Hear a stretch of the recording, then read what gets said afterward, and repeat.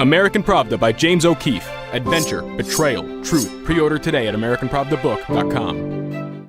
We're trying to get the shitty people not show up. It's a product thing we're working on. Let's say it was a pro-Trump thing and I am anti-Trump. I was like, oh, I banned this whole account. It'll go to you. And then it's at your discretion. And if you're anti-Trump, you're like, oh, you know what, Mo was right. Let it go. The idea of the shadow ban is that you ban someone, but they don't know they've been banned because they keep posting, but no one sees their content. So they just think that no one's engaging with their content, when in reality no one's seeing it. I don't know if Twitter does this anymore. How do you know if it's a bot and not a normal person? You use machine learning. You look for Trump or America and you have like 5,000 like keywords to describe a redneck. And then you look and you like parse all the messages, all like the pictures, and then you look for like stuff that matches like that stuff. So is it gonna like essentially ban certain mindsets and or people who could be negative? No, it's not gonna ban the mindset. It's gonna ban like a way of talking. Do you have access to DMs at Twitter? Oh, I do. It's a lot of bad press if like, you know, people figure out that you're shadow banning them. It's like unethical in some way. We're trying to downrank it. We're trying to get the shitty people not show up. Yeah, they said, oh, this is pro-Trump. I don't want it because it offends me. That's that. I say, I ban this whole thing. I'm pretty sure every single employee on Twitter hates Trump. What we can do on our side is actually very terrifying. Our last video exposed Twitter's eagerness to turn over President Trump's direct messages to the Justice Department. We think today's release will help you understand why. Because although Twitter presents itself as politically neutral, its culture behind closed doors is one of blatant censorship, systematic bias, and political targeting. While many suspected this was the case, today we present the proof out of their own Twitter mouths. So we're probably about 90% anti-Trump, maybe 99% anti-Trump. It's really hard to decide what to do about Donald Trump. Yeah, half of the people want to ban him, half of the people want to keep him. Does everybody at Twitter feel? Pretty much. Yeah, I mean, you got to go to Google in order to find the conservative. What department do you I'm in trust and safety. I do all the policy work for safety policy. I'm in the controversial team. Oh my goodness! I'm the team everyone says a lot about, yeah. Olinda Hassan is a policy manager for Twitter Trust and Safety. Her team is responsible for Twitter's rules and regulations, determining what content is and isn't allowed. Just last month, Trust and Safety updated their policy in an effort to crack down on racism and other forms of hate speech. But how do you keep like my timeline? Like, how do you keep certain things off my timeline? So like, because people will like read. We're trying to downrank it, but you need to also have a control of your timeline. So I've tried to like block people like Cernovich and stuff like that, and mute and stuff like that, but they still show up all the time. That's something we're working on. I mean, I don't know what it's something to do. we're working on. We're trying to get the shitty people not show up. It's a product thing we're working on. We wondered which people Hassan was referring to. What forms of free speech does Twitter want to stop from showing up? Former content review agent Mo Nurai shed some light. Let's say it was a pro-Trump thing and I am anti-Trump. I was like, oh, I banned this whole account. It'll go to you. And then it's at your discretion. And if you're anti-Trump, you're like, oh, you know what, Mo was right. Let it go. Nurai's job at Twitter was to review content flagged as harmful, offensive, or in violation of Twitter policy, and ban it if it was. Content review is an integral part of any social media platform, but as Nurai describes, it is highly susceptible to abuse. On stuff like that, it was more discretion on your viewpoint. I guess how you felt about a particular matter. Oh, so it wasn't automated. It was a user and services person would deem it pro-Trump and take it down. Example, if it was, they said, oh, this is pro-Trump, I don't want it because, it offends me, that's that. I say, I ban this whole thing, and it goes over and you're like, oh, you know what, I don't like it too. You know what, Mo's right, let's go. That's it, you're like, Mo's right, let's carry on, what's next? Keep it coming. Yeah, bring me another one to take down. Yeah. So I flag something, it's gonna go by you. Correct, and then, you look at it, you're like, oh, hey, this there's pro-Trump, you know, and this might come up like, oh, I don't like it. Yeah, you know what? So on the reverse of that, they would just let a lot of the, I guess, left-leaning or liberal stuff to go through unchecked. It can come through check, and then I'll be like, oh, you know what, this is okay, let it go. Narai suggests Twitter's content review is more than a safeguard against hate speech.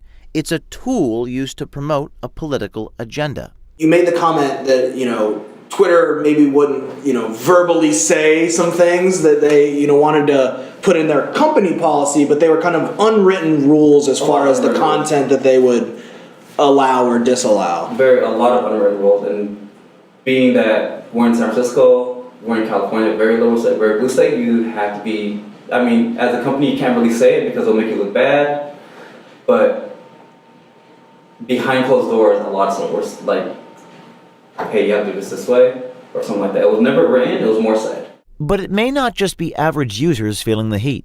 Does Twitter target certain political figures for suspension? And more importantly, why? I should ask about this. Yeah, it's a really good point. Pranay Singh is an engineer for Twitter's direct messaging team. Why did they take his account down a couple weeks ago? I didn't know we did that. Yeah, his account went down, like, for a while. Oh, it might be the U.S. government pressure. What? Yeah, they do that. They do? Yeah. Why? Because they don't like people messing with their politics. And he got shit on a lot of people. Wow. He said the U.S. government would have done that. Would have asked Twitter to do it. Oh, yeah. Do you get requests from the government to make What is Twitter's tactic when it comes to censorship? To find out, we spoke with former Twitter software engineer Abhinav Vodrevu. One strategy is to shadow ban so that you have ultimate control. The idea of the shadow ban is that you ban someone but they don't know they've been banned because they keep posting but no one sees their content. So they just think that no one's engaging with their content when in reality no one's seeing it. Shadow banning is a way of blocking users from a social media platform without notifying them. Tweets from a shadow banned user still appear to their followers, but don't show up in search results or anywhere else on Twitter. It's an effective way of deterring Nigerian scammers and other online fraudsters.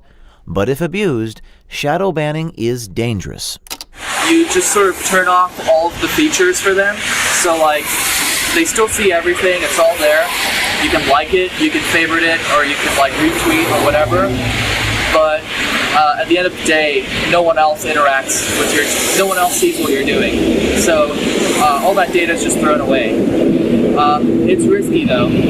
Why is it risky? Because people will figure that shit out and be like, you know, it's a lot of bad press if like, you know, people figure out that you're shadow banning them. It's like unethical in some way, you know.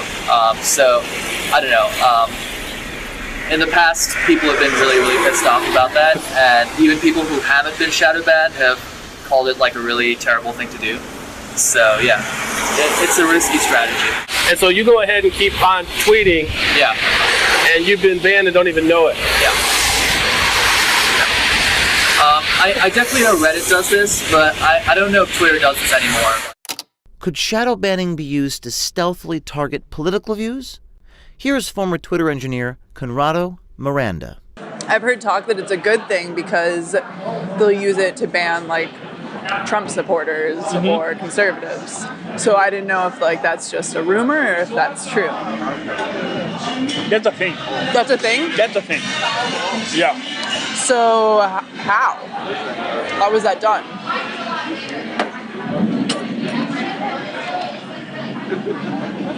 Okay. Basically, Twitter is like a huge set of like the tweets and a shitload of filters on top of it. Okay. That's one of the filters on top of it. Okay. That's about it. Like that's as much as I know about. So a feature on top of it? Yeah, like imagine like you have all the tweets ever that happened like from the beginning of time in reverse chronological order. Right. So like until we get to the actual system that like ranks the timeline, we have a bunch of filters removing some tweets. So like we have a stream of tweets and we have like one filter just kicking out some of them. Our conversation with Miranda was illuminating. Twitter's censorship practices go far beyond a few politically motivated techies.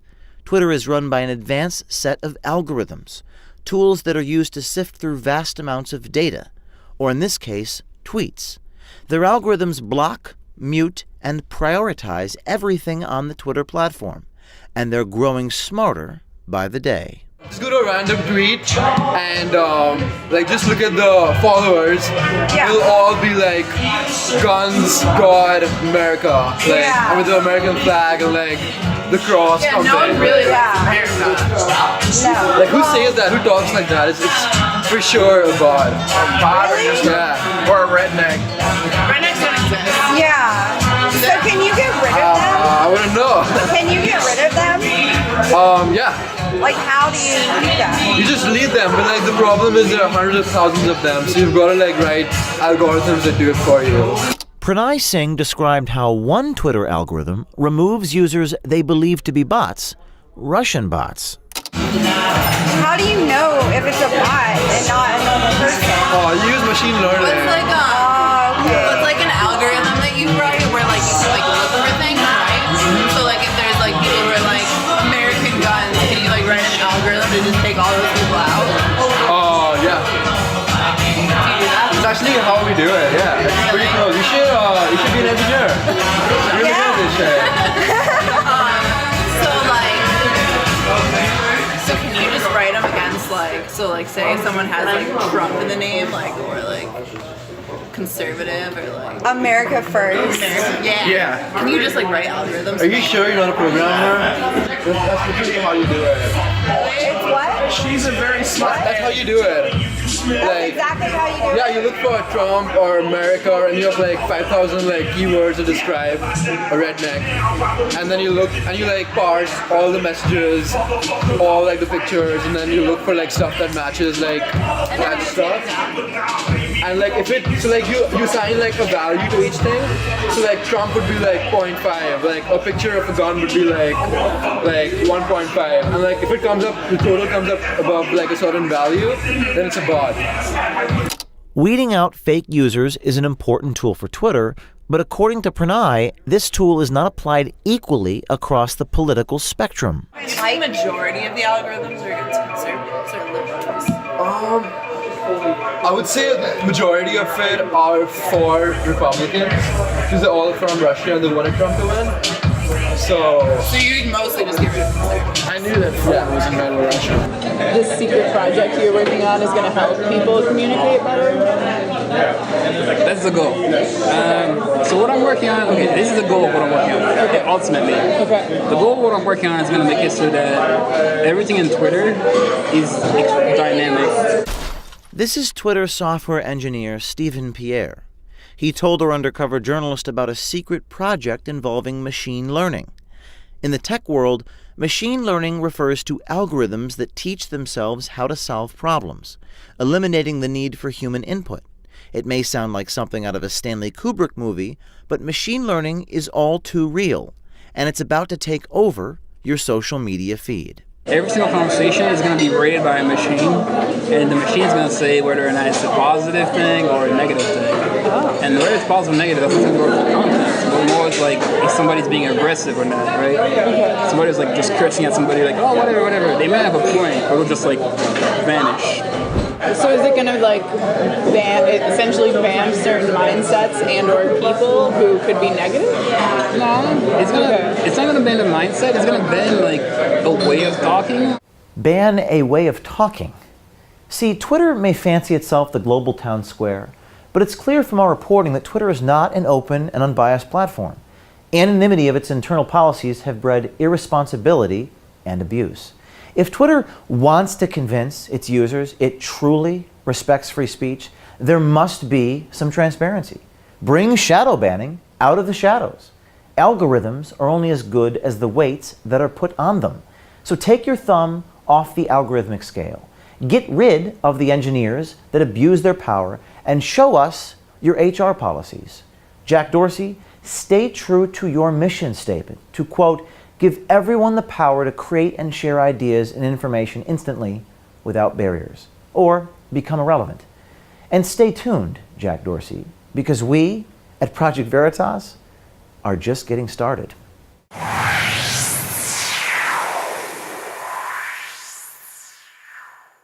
American Pravda by James O'Keefe. Adventure, betrayal, truth. Pre-order today at AmericanPravdaBook.com.